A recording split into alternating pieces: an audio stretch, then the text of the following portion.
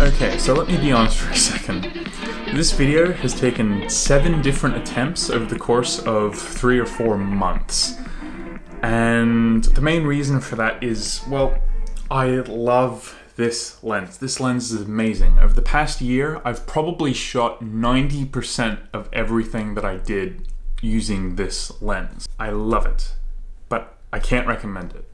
And I was fighting myself over making this video. Should I say go and buy this lens? Because there's a lot of things about this that are really great, but I decided not to, and I'll get to that at the end of the video. But for now, I just want to address the lens itself. What is it good at? What is it bad at? But before I do that even, I should give you a bit of history about this lens. I believe the 7-14 was actually a launch lens for Micro Four Thirds that came out in 2009. Think about that for a second. This lens is almost a decade old.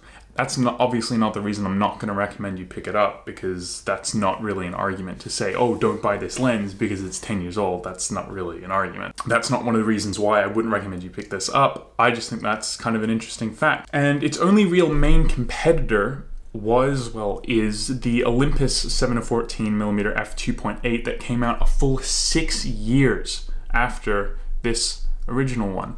And pretty much that lens is better in every single way. And I mean that. It's got this amazing manual focus system. It's sharper, it's brighter, it's just better. The only thing it's not good at is, well, a couple things. First of all, it's a lot bigger, it's a lot heavier, and it costs $1,300. It still costs that. That was the launch price, and it is still that price. So if you got the Dosh, it's a great lens. But back to the Panasonic. This is still the smallest ultra-wide Micro Four Thirds lens that you can buy. Obviously excluding the Olympus 9 to whatever millimeter lens that they released a while ago, because that lens, that's just a bad lens. Like, everyone hates that lens, so I'm not even going to bother talking about it. And yeah, it's tiny. It's really small. When it came out, everyone loved this lens. It was sharp, it was super compact, very tiny for an ultra-wide, especially back then. And to be honest, this lens still has value today for one very specific reason. And I don't know why more people don't talk about this, because it's retrograde genius, this lens. And people, I don't think they realize it. You see, this is an f4 lens. This is a maximum aperture of f4 throughout the 7-14 range. Now, why am I mentioning that? This fixes the bad autofocus on the GH5, the camera that I'm using right now, the GH5S, the G9, all of the Micro Four Thirds cameras that don't have good autofocus in video, like it is now. By the way, I've been using autofocus in this video because I want to test the new firmware with this new lens. So if stuff was out of focus, it's the camera's fault, not mine, because I'm a professional. Anyway, that is a fix for the bad autofocus. Think about it, right? This is a permanent f4, so that basically guarantees that everything past a certain point is going to be in focus. So that fixes these cameras that came out 8-9 years after this lens did. Think about that for a second. So really, if you're a vlogger, this thing is amazing because it guarantees your focus. Think about that. It's pretty cool. But now I need to talk about the bad stuff. And in particular, one thing that made me realize I need to switch to buy a different lens. And I reached this conclusion one day when I went outside on the front porch and I thought, wow, look at those clouds. Those look massive. I want to do a time lapse of it. So I got my camera, I got my Manfrotto tripod, set it up, and I dialed the F down because it was super bright. The clouds were bright white, it was clipping, so I kept lowering it. And then I hit F22, and I was still 2 stops overexposed. And it was at that moment that I realized that I had had my course with this lens, because the one bad thing about this lens, the worst thing about this lens, is that it doesn't have a filter thread. So you can't put ND filters on it, which means it's kind of bad in a lot of ways. Which is why I got the lens that you've been watching this whole time and probably haven't even noticed. the Panasonic 8-18, which is the replacement lens I got for the 7-14, specifically because of that ND filter. And that is why I can't recommend you pick up this lens.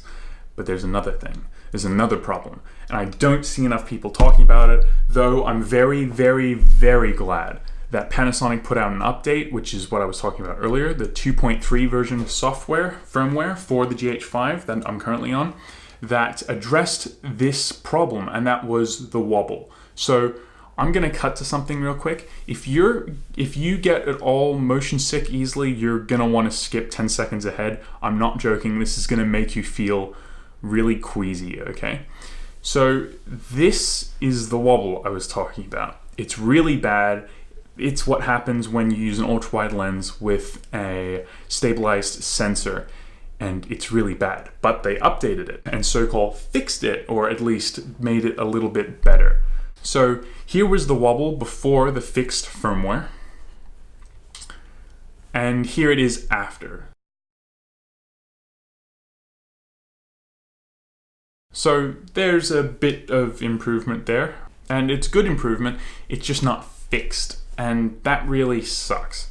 Now, the 8-18 doesn't make this much better. It makes it a little bit better just because you're removing 1mm from the wide end, so it fixes it a little bit, but not that much. If you're wanting to fix that completely with the 8-18, that's just not going to happen, because that's just the nature of ultra wide, the way it curves the light and the way it hits the sensors. You're just not going to be able to fix it. Well, kind of. You can fix it, but that's just turning off the stabilization, so it's not really a fix, but it is a fix, you know what I mean. And so that kind of sucks for people who are using it as a vlogging system, as a on-the-go thing, because you want the stabilization, but you can't really have it because it warps it really, really badly. It makes it honestly unwatchable. To me, that's the equivalent of using like ISO to 112, what was it, 128,000? Yeah, it's just bad. It's unusable with the wobble, and there's no way to fix it in post either. It's just really, really bad. So that's the other thing to worry about. And like I said, man, it breaks my heart not to be able to recommend this thing, because I've just shot so much stuff with it, and I love it, and I took care of it. It was my most expensive lens, but I can't recommend it. But the main reason, over everything that I've said so far, the main reason I can't recommend this lens is because this lens is $700. The lens you're looking at right now is $800. So for $100 more, you get the version 2 essentially of this lens. Of course, it's not wider, it's more narrow because you're losing a millimeter.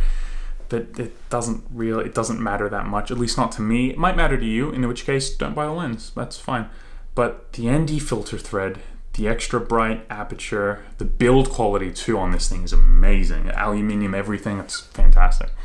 This video is a love letter to the Panasonic 7-14. I loved this thing, but I gotta let it go. I'll always have a soft part for this lens. So there you go. If you're wanting to buy the best ultra-wide lens that you possibly can for Micro Four Thirds, you buy the 8-18, not either of the 7-14, the Olympus or the Panasonic. ND filters, brightness, range, zoom range, you buy the 8-18. So I hope this was helpful.